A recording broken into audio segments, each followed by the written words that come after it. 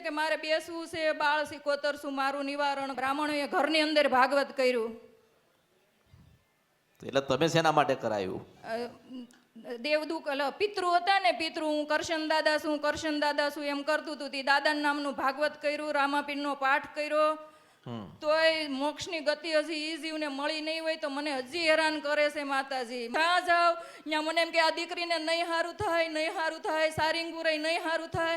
મેં કીધું માથું ફોડી નાખે, માને જીવ દે, પણ આ જ ભવમાં મારે પાર ઉતરવું છે, નહીતર મને આ જીવ ગતે ન કરવા દે. મારો જીવ તો હું માને જ આપું અને કૃષ્ણને જ આપું, કોઈને ન આપું બીજાને. મારે હું ભક્તિ કરે. આજે કૃષ્ણ ભગવાન ના કે તારું દુઃખ મટાડ, બીજું તો શું કહીએ? જેને માનતા હોય એને જ કહેવાય ને.